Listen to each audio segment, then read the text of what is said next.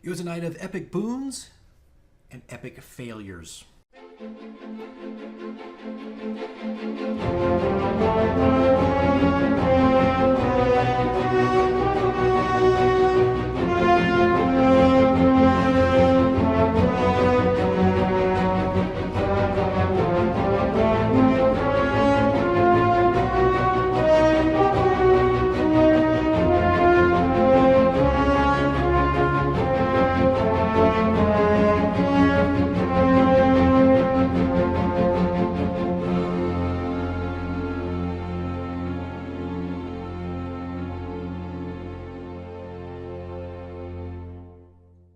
Hey everybody, this is D and Mike, and this is Campaign Diary number 11. I think this is right, number 11, but it'll be right in the description, so don't worry about me or this video. But I think Campaign Diary number 10, number 11. We played this past Friday, and it was actually a really, really good game. And the first 2 hours of it were combat. Just straight up combat inside the old tower. If you watch Campaign Diary number 9 or 10, the one previous to this one, you can see some images from that. I'm maybe I'll put a few up here, but they were pinned inside the tower. Now, if you haven't been keeping up with everything that's going on in my campaign, in a nutshell version is they do have Frulam, who was a high-ranking lieutenant in the cult, as part of their group now. And Frulam, of course, was worried about this. She was worried about being hunted down. She was worried that she might bring on more pressure from the cult. And of course, that's exactly what happened. Now, they were in the tower. I've changed the book, guys. If you're running the book, I've changed it a little bit. I think as a DM, you're going to have to change things because your characters do all kinds of stuff, right? So a DM's job is to react to his players and make the adjustments needed. So we have skipped chapters 4 and 5. We're in chapter 6. Actually, we're technically just now getting into chapter 6 because we're finally on the way to the swamp, but I had to kind of combine small bits and elements of chapter 4 and chapter 5, mainly just the NPCs like Leoselin being reintroduced, and Onathar, I believe, the dwarf, and then meeting up and just having a conversation, like what's going on, what's the cult up to, what have you guys found, blah blah. Well, if you remember from the last Campaign Diary, they brought Frulam in to this secret meeting, and of course that upset Leoselin immediately, and they had a fight, a verbal fight. And when we left off in the last one, they were fighting. They disarmed Frulam. They started to talk, and then here come a bunch of spiders from the Underdark. So that was the setup, right? That's where we ended the session. So we picked up Friday night, and we started right when the spiders hit the floor. The spiders got a surprise round on everybody, and it's one of those nights. Oh man, This was what happens to me. I understand why sometimes DMs want to fudge rolls, right? I just couldn't hit hardly anybody. I mean, I did definitely get a few good solid hits in from Jevon, who is the dark elf that was the assassin sent out by the cult, and he was actually in charge of the Dreifa, which means it's Nordic for like servant or whatnot. And the spiders were the Dreifa. So he was in charge of that. And granted, the spiders did some damage, but not as much as I think they could have. I was just rolling so low on some of their hits. And it's just sometimes, not that you want to kill the party, but sometimes it's just kind of, it makes it anticlimactic, you know, because you want to have some tough enemies. And if they're not hitting anything, it's just embarrassing. But anyway, we had a good time. Matter of fact, let me back up for a second. I have a chalice. I've said this before. I've said this a couple videos ago. Maybe Campaign Diary 6 or 7 when I was recording in my movie room. But I have this chalice. I'm going to show you here. Let me look at the video here. This is the chalice. And we started off the night with this chalice. This is important because this actually plays a role in tonight's adventure, or Friday night's adventure. But this is a chalice. It's actually pretty detailed. I've shown it before. I guess I'll just show it again here. As you can see, it's like kind of like a wine goblet. It has some pretty good weight to it. I don't know. Here's a mouse for scale. Probably not the best scale, but there you go. It's got some good weight to it. Well, it has this like little cup that's in there, and it only holds maybe about 6 to 8 ounces of wine or liquor or plutonium, whatever you want to put in it. But inside here, I put this on the table, and usually what I do one of two things. I say, okay, tonight there is inspiration in there, free inspiration, or a potion that does 3 times the amount of healing. And through the course of that night, if something happens, someone could pull from it, right? And once you pull from it, it's over. It's done. The chalice is empty. All right, so the other stuff just poof, disappears. Well, that night, Friday night, I decided, you know what, let's do something different. Everybody roll a 1d20. Whoever gets the highest roll pulls from the chalice. Well, our thief rolled the highest. And so he got to pull from the chalice. And if you can see here, important to the story, these little tiny scrolls. I did this like last minute, right? So little paper clips. But here they are. I've got like one more in here. There was 4 total. And then, of course, there is still inspiration in there, right? So that's always part of it. So he pulls from the chalice. And what does he get? I had to make this up. Some of this stuff was just made up. But it was like a scroll of... Oh gosh, now I can't think of it. It was like he got to borrow a player's power that night, right? So like a scroll of enhancement or something. I mean, really, I just had to BS it. Like I just had to make it up. But it allowed him to take anybody's power, unique gift, feat, whatever they had, and he could apply it to himself. And I decided to give him a time limit. Once you use it, you got 3 rounds, right? Because most likely you're going to use it in combat. So he pulls it open, he reads it, and I wasn't too sure what he had that night. So fast forward, we're fighting spiders, and things aren't going too well, actually. I mean, the hits I did get in were pretty lethal, at the very least. I managed to take a few bites out of quite a few people. But there was one moment where in the middle of the battle, the cleric, Pax, I guess I'll put an image up of her, she used a touch spell. I think it's Inflict Wounds. Right? So she cast it like really, really high, level 3, maybe level 4, I can't remember now. So she goes up to one of the spiders, hits Inflict Wounds, and she rolls a natural 20. So this is a massive amount of damage. I mean, it was like 30 to 40 damage points, hit points, on the spider. My spiders had like 72 hit points, so it was definitely impactful. Well, the thief is sitting across the table, and he says, I like that. And as soon as he said that, like I knew exactly what scroll he had. So he chose to take Inflict Wounds from the cleric. Now the cleric can still use her powers, right? She's still using it. She wants to, ignite, inflict wounds all night. She can. But the thief saw it, and the thief wanted it. So I let him have it. And you know what? It failed. Not once, not twice, but 3 times in a row. It was absolutely... It was hilarious. It was anticlimactic. It was disappointing. It was just, I couldn't help but laugh. I felt so bad too at the same time. I mean, he tried so hard to launch this spell because there were many times during this combat where he had spiders right next to him and they were focused elsewhere, but he'd run up to him, kind of start to put his hands on. And of course, I had to describe what happened, right? Because the spell just completely didn't work. Sometimes he would just barely start to touch, but the spider would kick its leg out because it's fighting something in front of it. And so it kind of goes down the spider's leg, hits the stonework of this tower and goes to the tower for a second. You kind of see it ripple through. But time after time, every time his turn came up, he was trying to use that power and it just failed on every single one of those spiders. It was just incredibly disappointing. Now you got to think of this too. I have a DM screen, 2 of them back to back, and I got 6 spiders, 5 players, 4 NPCs, and one other NPC that was up in the rafters, far up in the tower, that was also. So you got like 15 people waiting, technically, to take a turn. And when your turn comes up and your powers fail over and over and over again, oh, that is maddening. That is just maddening. So I don't think anybody was like super upset by it, but it added to the flavor of the game. It certainly did. As a matter of fact, the spiders were actually trying to get the thief down. The thief kept launching these attacks, right? So even though it wasn't causing damage, sometimes it would go into the floor and the spiders were picking up on the spell. They knew something was going on. So I tried, this is where I was failing left and right. The thief actually got caught in webbing twice, but I actually shot web at him like 6 or 7 times with the spiders, and I just kept missing. So the tower was just hosed with spider webs everywhere by the time this thing was over. So it was just a funny, interesting combat. It was a lot of fun. Tables flipping over, chairs just being destroyed. At one point, someone did inflict wounds again, some kind of touch spell. It went through the spider and into the huge, massive table in the room and shattered the wood. It was just crazy. We had Mortimer, a ranger, kind of in the middle of the combat, and he was popping people off left and right, trying to get some shots in with his bow.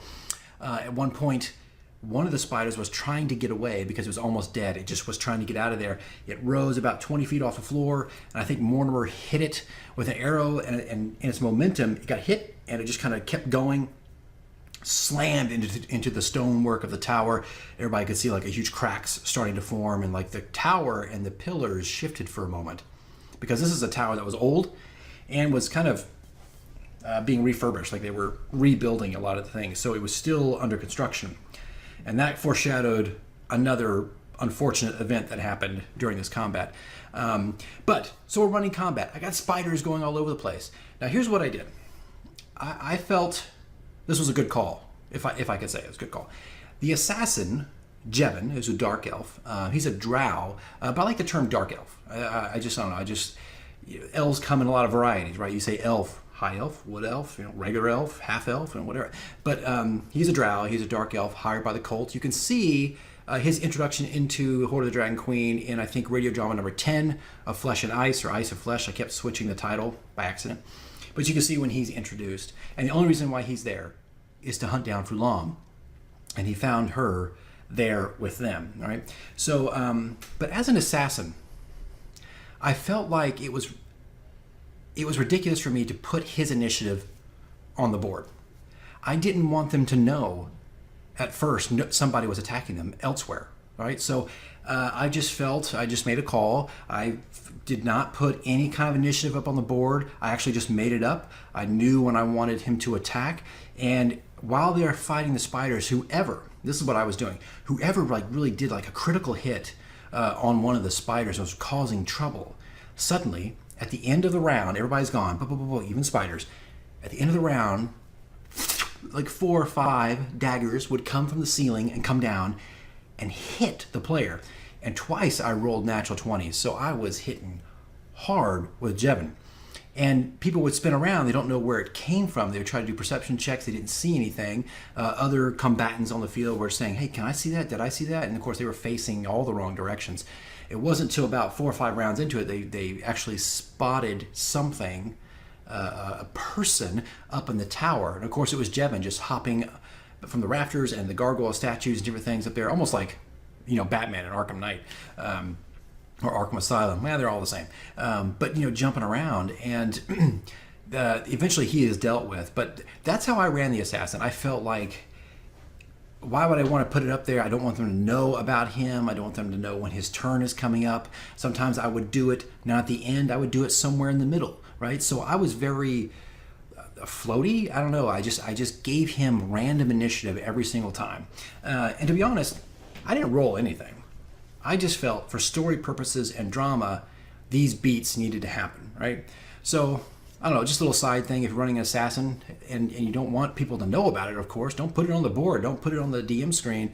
Keep it to the side. And I would highly recommend just make it up. Make up your initiative. Have them attack when they're going to attack. That way there's a little bit of, mystery to the whole thing.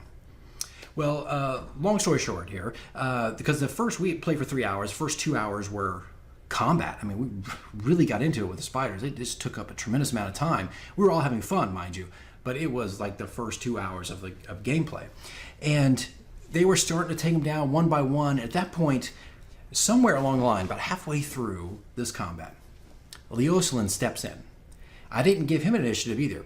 Why? Because of drama. I just wanted him to go when I felt like it was time for him to go, right? So I had Leoslin. Onthar had initiative, but Leoslin didn't.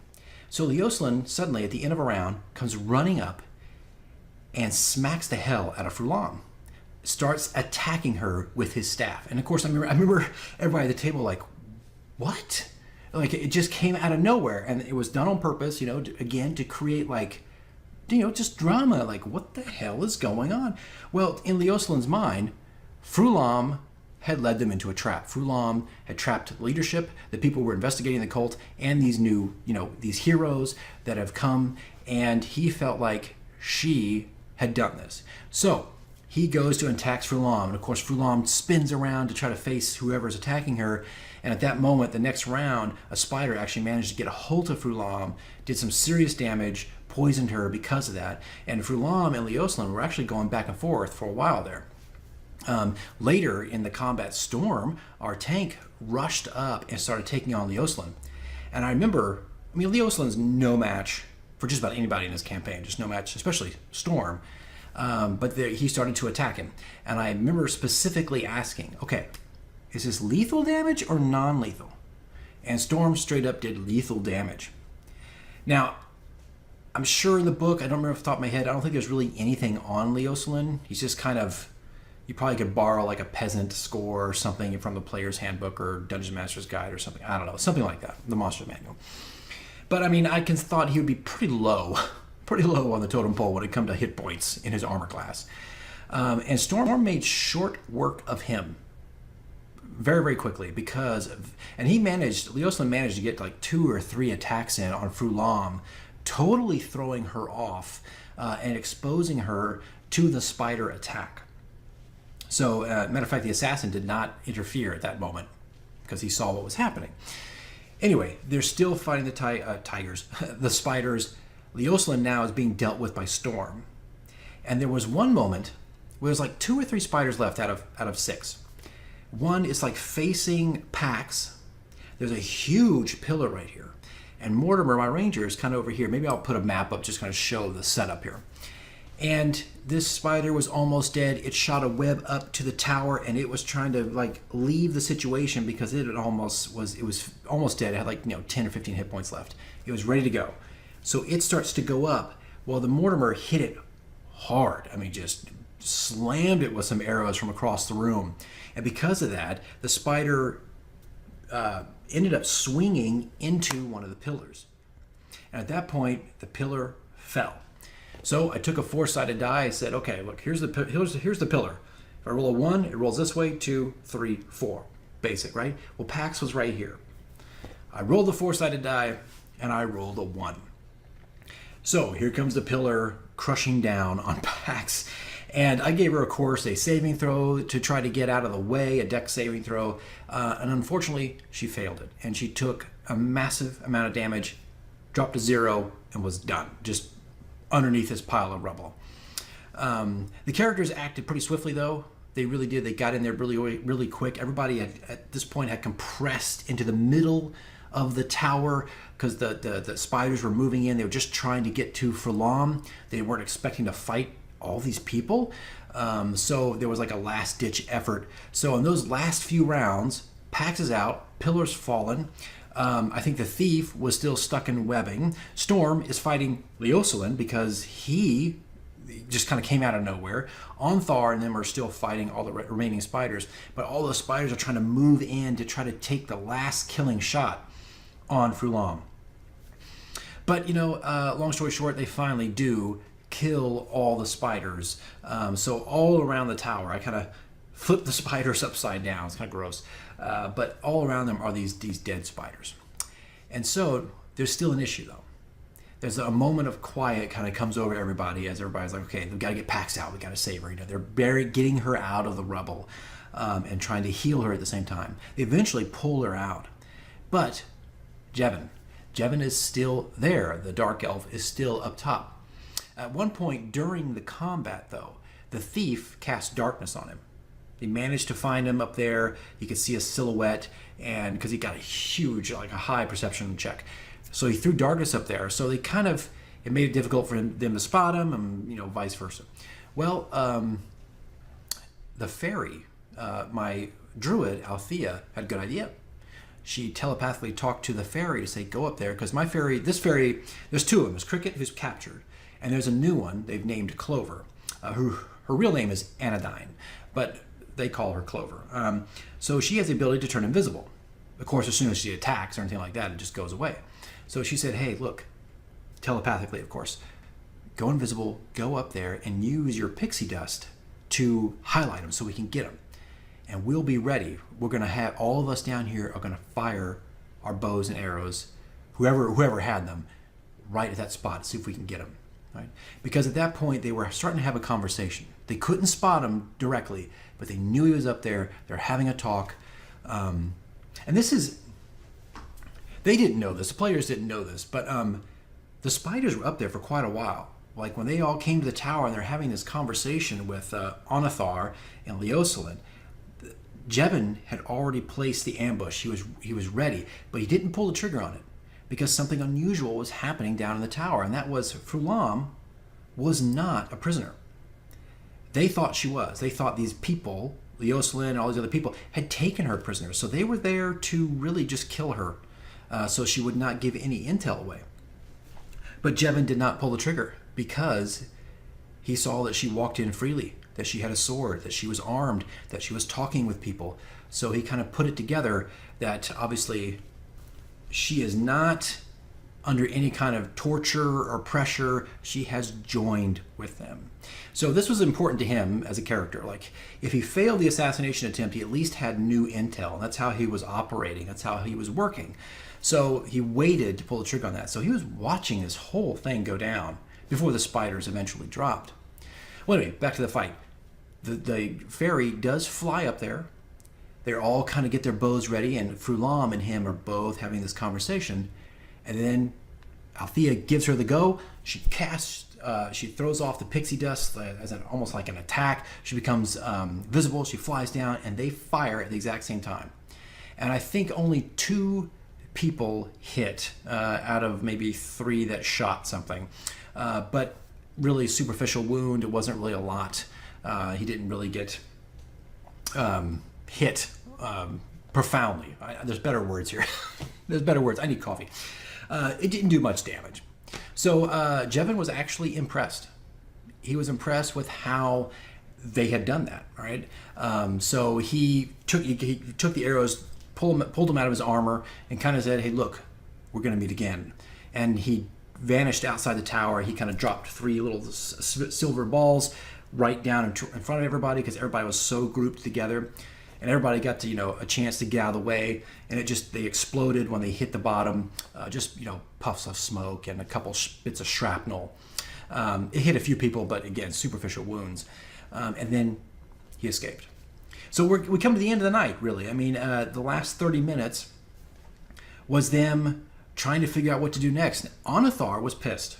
Onathar was trying to figure out why Storm was fighting Leoslin, because Leoslin, as far as he was concerned, had every right to think that Frulam had betrayed them and had led these forces there. So they're having this argument, Onathar and Storm, back and forth, and Leoslin's like bloodied. He's on the floor bloodied, and he's still arguing and feeling like she is a traitor. Can't you see this? We were attacked. There's no way this is just a coincidence, right?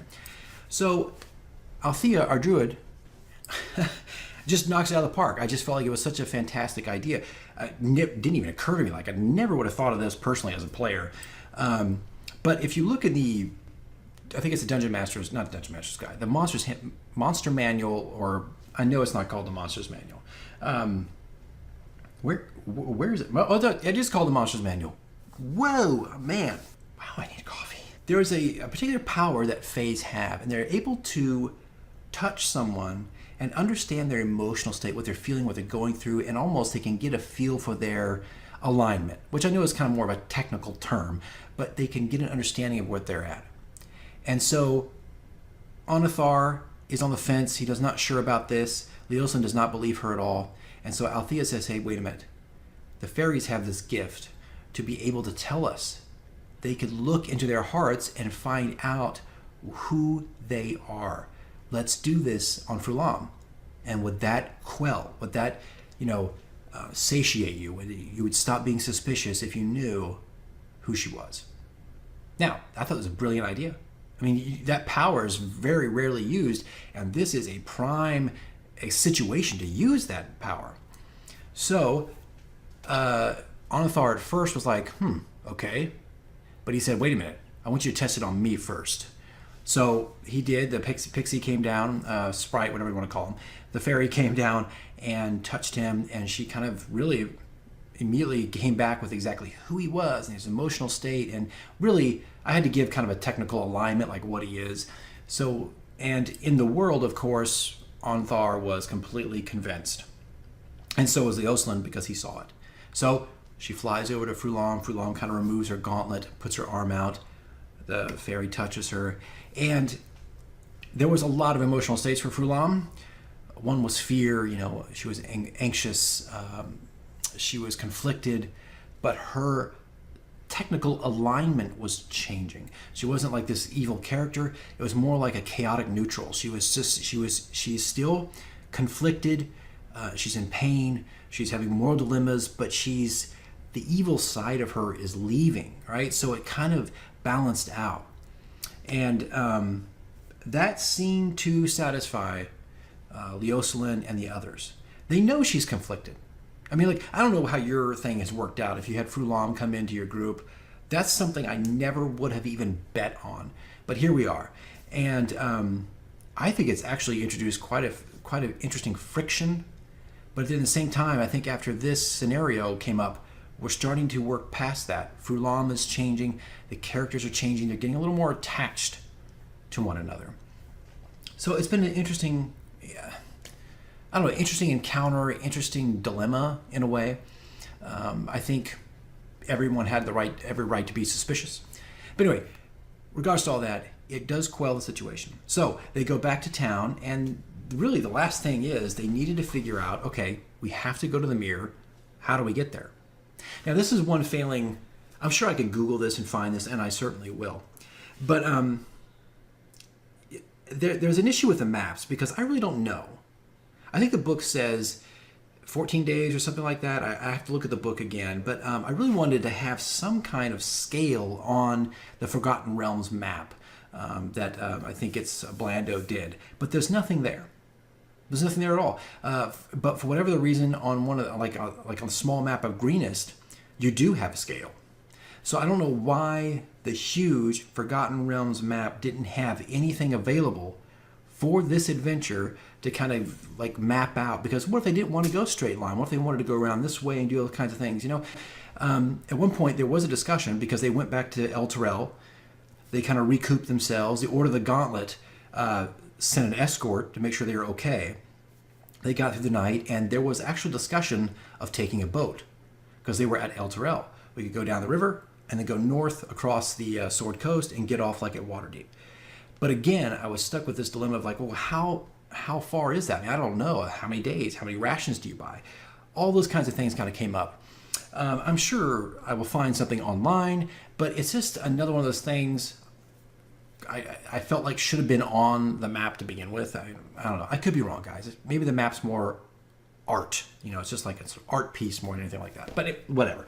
A minor thing, and I'll certainly figure that out as we go forward.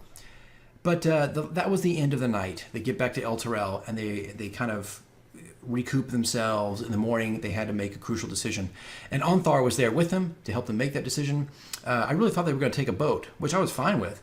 But I thought they were going to try to do some, hop on a ship and go north. But they have decided to use their horses and go across land. They felt like it was the safest thing. At one point, Onthar brought up, well, what if some of the members of the ship are cult members? What if some of those sailors, they've penetrated everything. They're kind of all over the place. And I think some of those characters felt safest on land, that they could travel by themselves, maybe travel a little more under the radar, so to speak. And also the druid who lived in the forest and, the land didn't really feel comfortable on a boat. Quite a few of them didn't really feel comfortable on a boat. So they decided to use the horses. And that's where we stopped. That's where we left off. And now we're going to have, the next time we meet, we start on the journey to Mere of Dead Men. So that's it, guys. That is the main bulk of what happened last night. It was a lot of combat. It was entertaining combat. It was hard to watch. hard to watch all those beautiful, wonderful powers that the thief had, and that scroll just not work. It almost feels wasted. I don't think it was, but I mean, just to see that epic fail over and over and over again was heartbreaking. Funny, but also heartbreaking. But anyway, so we play again this Friday, and this Friday we will go on the journey. I have a couple things planned for this, and then we will go into the swamp. And I'm not going to pull punches in the swamp. Not that I have anyway, but the swamp is a dangerous place, and it's got to feel lethal. And there's a lot of things that are coming down the road here that are going to be pretty difficult to deal with. But they know about the castle. They don't know where it's at. Frulam doesn't know where it's at. So that's where they're going. And I actually can't wait. I can't wait to get into that kind of swamp environment and see what happens. But anyway, guys, that's it. That is Campaign Diary 10 or 11. We'll start again this Friday. And there was no cutscene, actually, for this past week. I do for most, but when we start a session in combat, I typically don't have a cutscene because I think it just kind of ruins momentum. We need to get right in there and fight. Because sometimes even starting a campaign immediately with a combat is actually pretty entertaining. It didn't need a cutscene. So anyway, guys, that's it. I will play this Friday, and I will get to probably another cutscene and another radio drama as soon as I can. And also, I have the Thief intro coming this week as well to kind of get that out of the way. Now you've seen all the characters and all their introductions into Hoard of the Dragon Queen. So I hope this helped you. If you're running this, hope there's some ideas for you here, or hopefully this was just somewhat entertaining. I don't know. All right, guys, that's it. I guess I will see you in the next video.